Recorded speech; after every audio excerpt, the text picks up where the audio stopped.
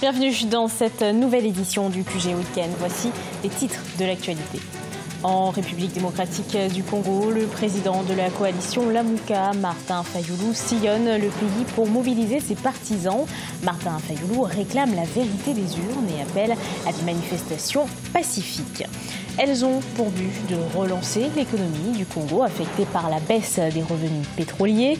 Il s'agit des négociations entre le pays et le Fonds monétaire international. Après les questions de fond, les aspects de forme sont étudiés. Et puis la 26e édition du FESPACO bat son plein au Burkina Faso. Le festival se déroule du 23 février au 2 mars. Durant 10 jours, environ 200 films vont être projetés. Créé en 1969, le festival fête cette année ses 50 ans. Mais tout d'abord, en République démocratique du Congo, la sphère politique est en deuil. L'ancien Premier ministre congolais Antoine Gizanga Fundi et chef du parti Lumumbiste unifié est décédé dimanche à Kinshasa à l'âge de 93 ans. Il est considéré comme l'un des pères de l'indépendance congolaise. Né en 1925 à Mushiko, il a été Premier ministre de 2006 à 2008.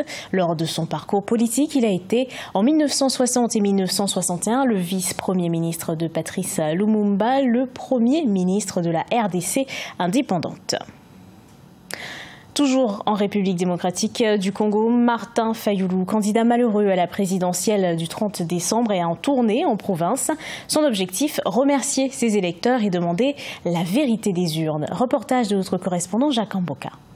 En République démocratique du Congo, le candidat malheureux à la présidentielle du 30 décembre 2018 a engagé une tournée à travers le pays. Après avoir saisi sans succès les instances africaines pour le contentieux post-électoral, Martin Fayulu veut stimuler ses partisans pour une mobilisation pacifique. Le président de la coalition Lamuka revendique toujours sa victoire au scrutin du 30 décembre.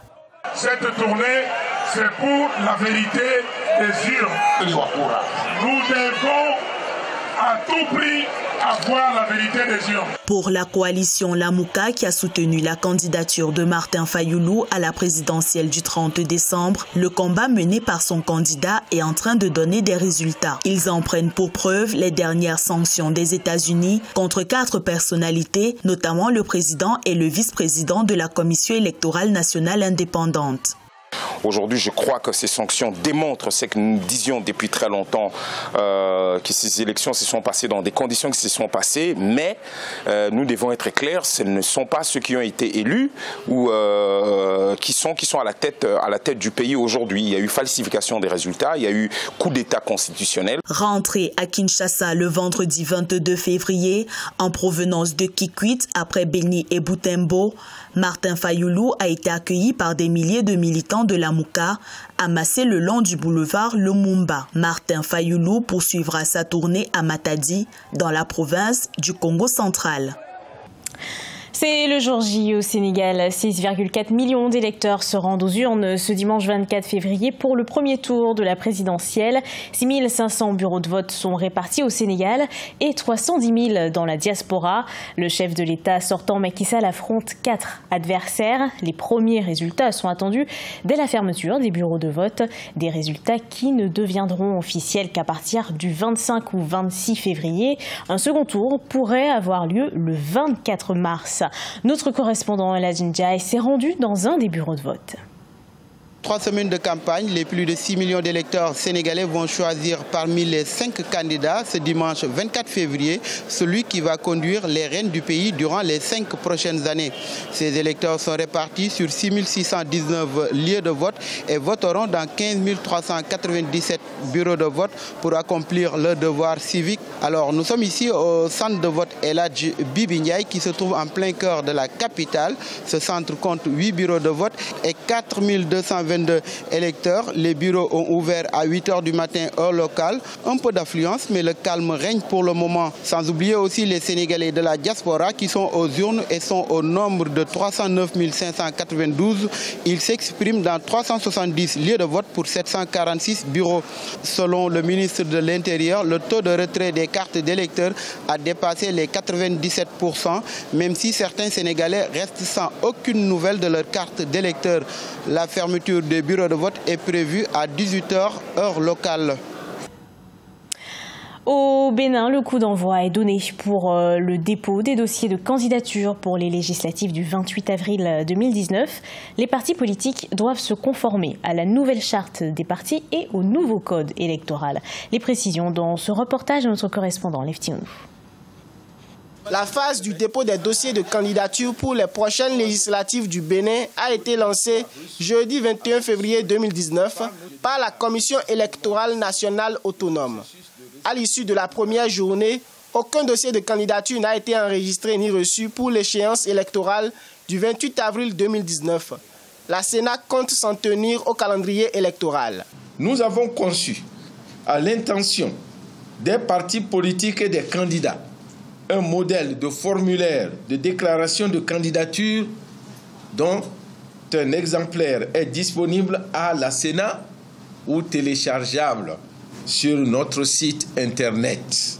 Les partis politiques en lice pour les élections législatives doivent se conformer à la nouvelle charte des partis politiques et le nouveau code électoral.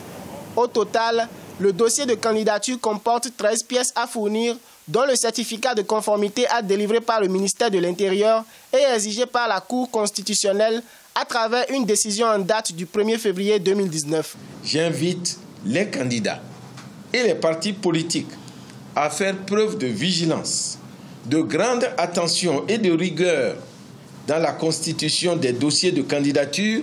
L'expérimentation des nouvelles lois électorales dans le cadre du scrutin du 28 avril 2019 alimente les débats et suscite davantage la polémique.